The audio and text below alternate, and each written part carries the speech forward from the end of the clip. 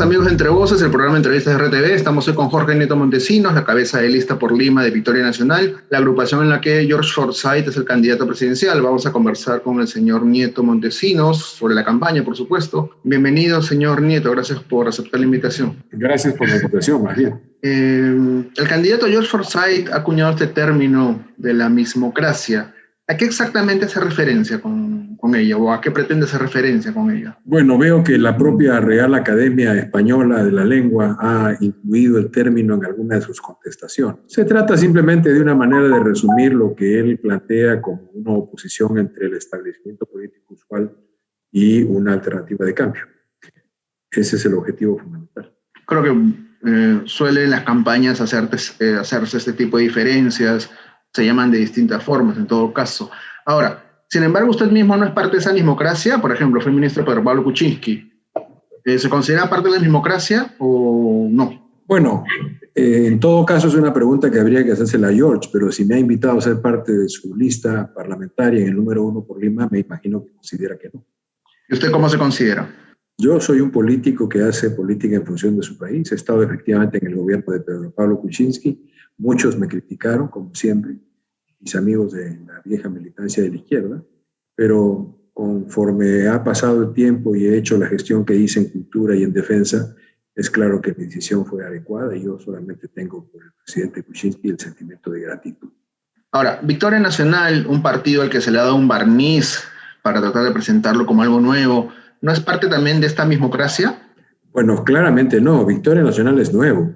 Lo que ocurre es que Victoria Nacional es un partido que ha, digamos, llegado a un acuerdo con un partido que existía antes, encabezado, como lo sabe todo el mundo, por el Pastor Lai, que además es un partido que no tenía ningún tipo de acusaciones de tipo ético, entre otras razones por el tipo de liderazgo que ejercía el Pastor Lai. Y en ese sentido, si la corrupción es uno de los temas que distingue a lo que hay que cambiar en el país, pues claramente Victoria Nacional es un partido nuevo. Pero es el producto de un acuerdo con un partido ya inscrito de vieja, no tan vieja, pero relativamente antigua data, ¿no? Tampoco tan antigua como usted dice, Enrique, tampoco tan antigua, pero no hay que esperar que lo nuevo nazca de lo nuevo. En una sociedad y en todo proceso de cambio, lo nuevo siempre nace de lo que existe, no puede nacer en el aire. Todos los procesos tienen que ser transformaciones que ocurren con el material que existe.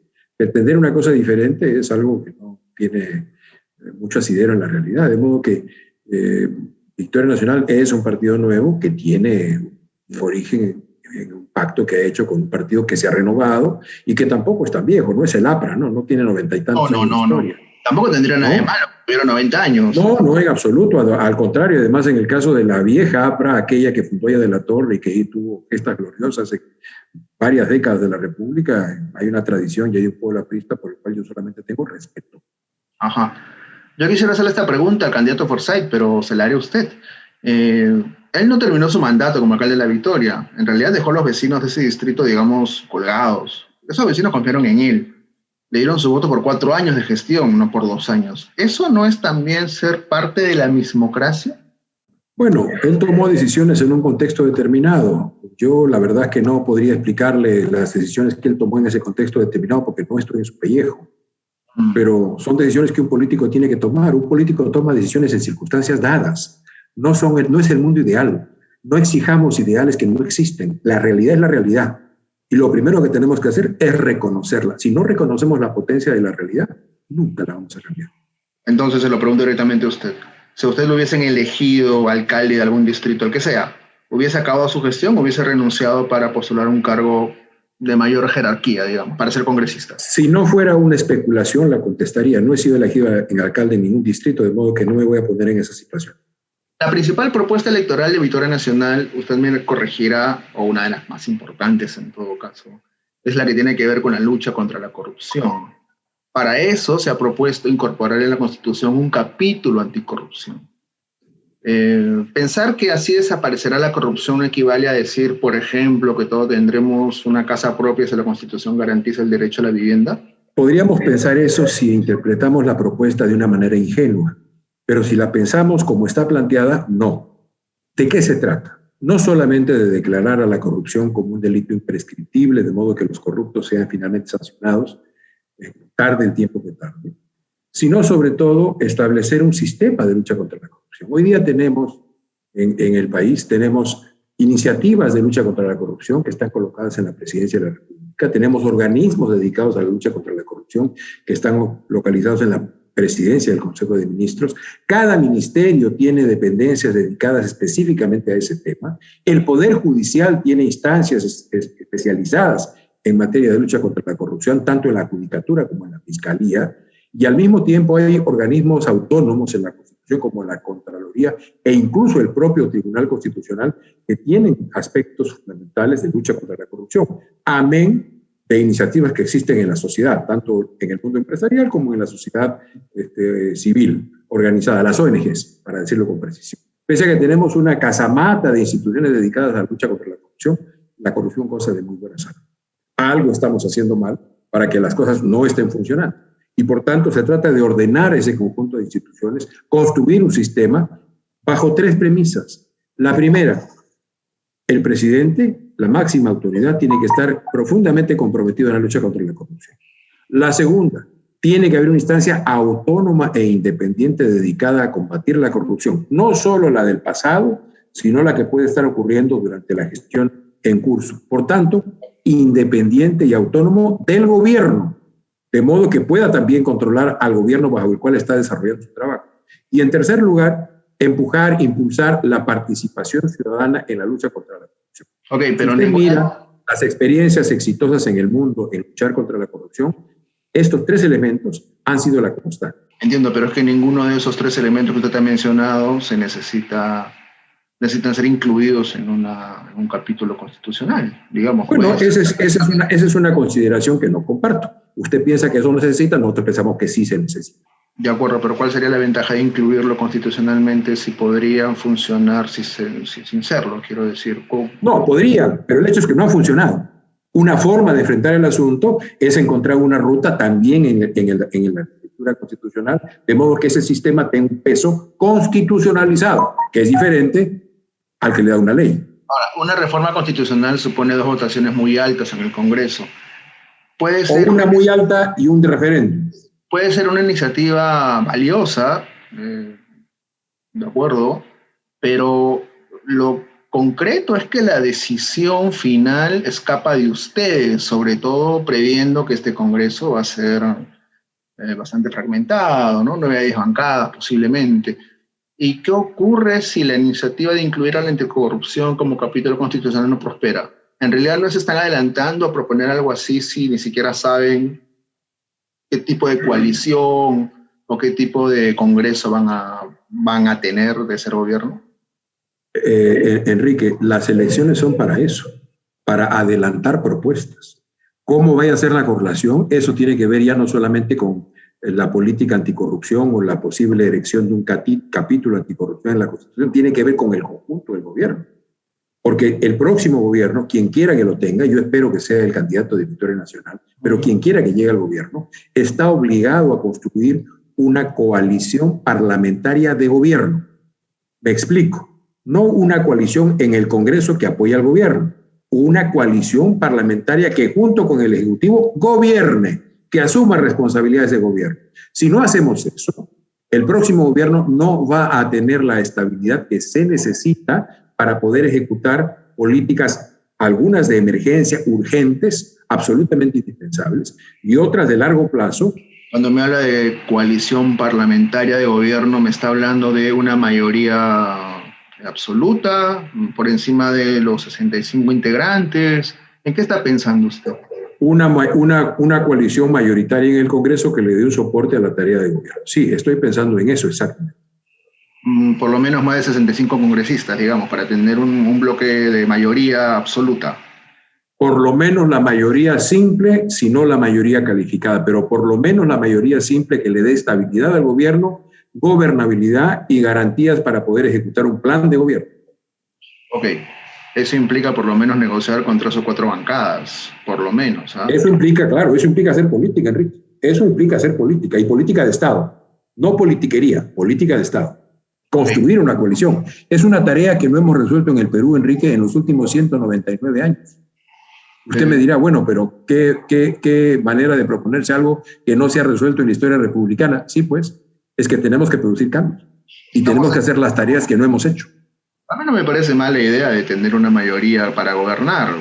En realidad es lógico que un partido en el gobierno, un gobierno aspire a eso. Ustedes se ubican en el centro, ¿es correcto? Sí, yo he hablado sistemáticamente de un centro político, no de un centro ideológico, un centro político, es decir, un espacio desde el cual se pueda construir una coalición de fuerzas, una unión de fuerzas, todas las capacidades que existan en el país puestas al servicio de su progreso y de su desarrollo. Es un centro político. Una curiosidad, ¿es Verónica Mendoza para usted, por ejemplo, una opción de extrema izquierda? Eso lo leí en una entrevista reciente, bueno, más o menos reciente, que justamente se lo publicó en La República. Usted dijo, acá tengo la anotación, ella por Mendoza, junto a John del Escano, Pedro Castillo y Marco Arana, están en el extremo izquierdo. Han involucrado políticas estatistas. Eso es muy claro. ¿Es Verónica Mendoza la opción de extrema izquierda entonces para usted? Bueno, siempre hay alguien más a la extrema izquierda. Creo que el señor Castillo estaría más a la izquierda y creo que reclamaría quizás con más derechos una izquierda más popular que la que reclama la señora Mendoza. Pero ese es otro asunto. Evidentemente, Verónica Mendoza y otros candidatos están ubicados en el espectro izquierdo de la política nacional. No es ninguna novedad. Además, ellos lo reclaman así. Ahora, Pedro Castillo le parece más a la izquierda. Se lo planteaba porque... Lo dice él mismo. Él lo dice, no lo digo yo, lo dice él. No, ok, de acuerdo. Esa no era mi pregunta. Mi pregunta era la siguiente. Usted ha sido militante comunista de izquierda, o sea, de una izquierda. En realidad, el discurso de Mendoza de hoy parecería bien moderado para las posiciones de izquierda que me imagino usted defendía, no sé, en los 70, por ejemplo, ¿no? ¿Y a dónde va con eso? Tenía curiosidad porque si usted ahora, a Verónica Mendoza, le parece una posición de extrema izquierda, bueno, usted viene de esa cantera, ¿no? ¿Y cuál es el problema? ¿Cómo que cuál es el problema? Sí, ¿cuál es el problema? Yo he dejado huella de mi evolución política e intelectual. Escribí un libro, tan lejos como 1982. Su título era Izquierda y Democracia en el Perú. En él hice el balance de mi actividad militante como político de izquierda. Y yo sigo teniendo sueños muy parecidos. Las rutas de solución son completamente distintas. Y hay un hecho indispensable que se cruzó en el camino. ¿Cuál es? En ese libro del 82, una idea permanente es la siguiente. La utopía, la revolución como horizonte utópico ha concluido. Se abre una nueva utopía, un nuevo horizonte utópico, el de la democracia. Esa idea, en su momento, fue herética, totalmente herética.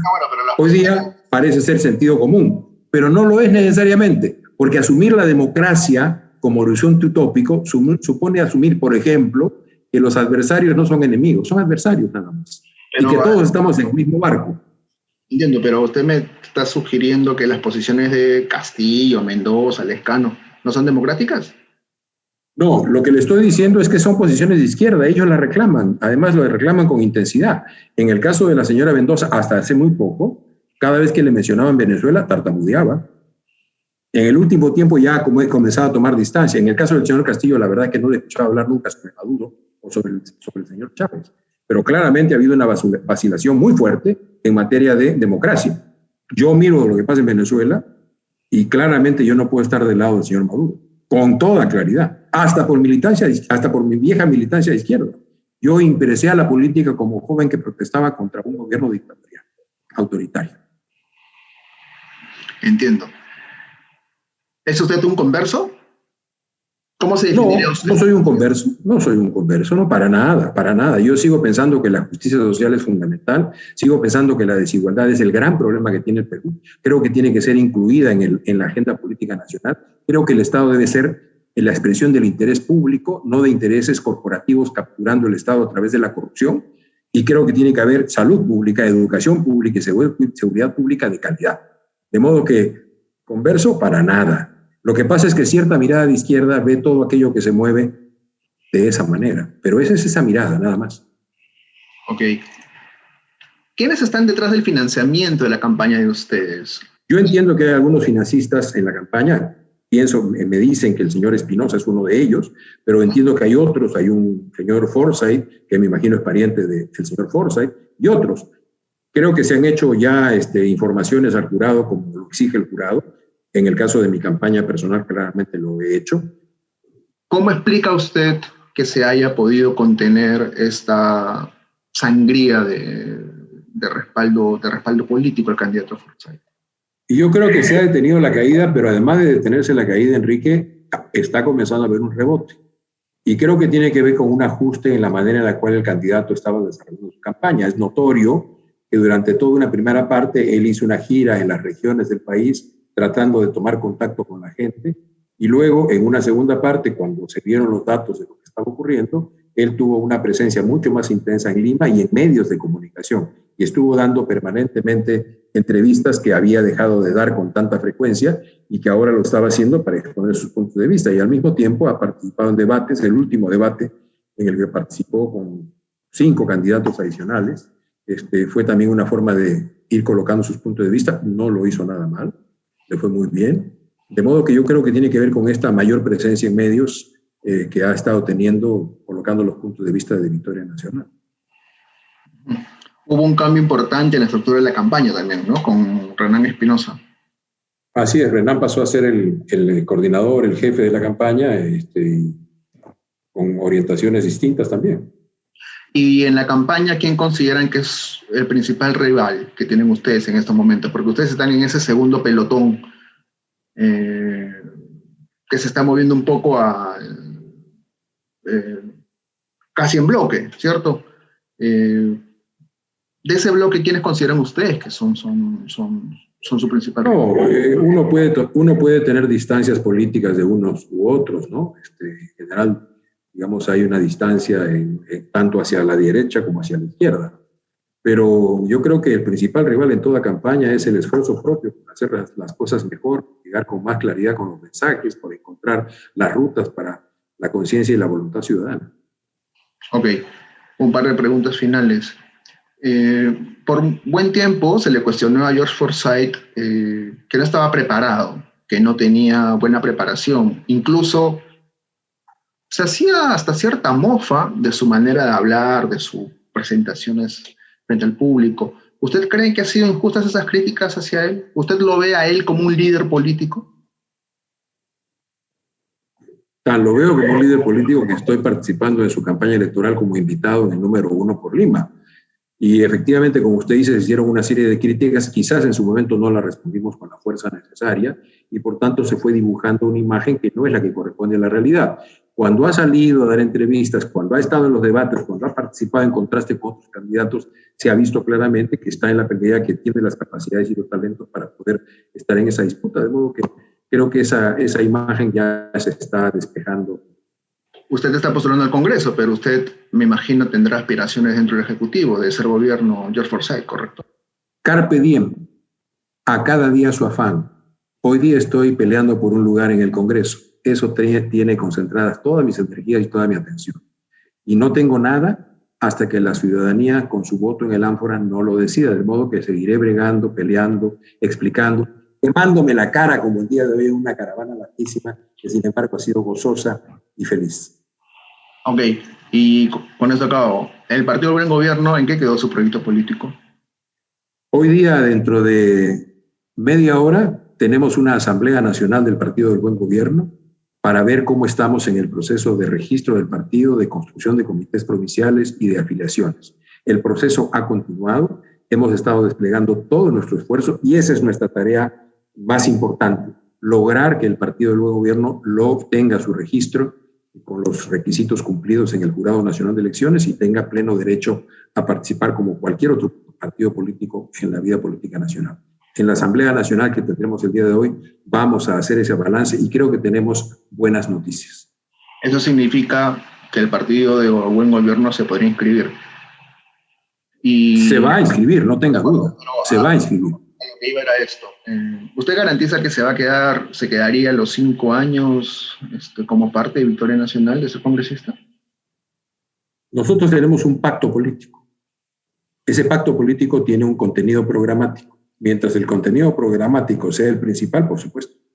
Pues bueno, Ha sido una conversación interesante, intensa por momentos, pero le agradezco bastante el tiempo que se ha tomado. No, yo agradezco, Enrique, la invitación. Hay que contestar las cosas con claridad. Creo que es bueno que entre peruanos digamos las cosas tal como las pensamos.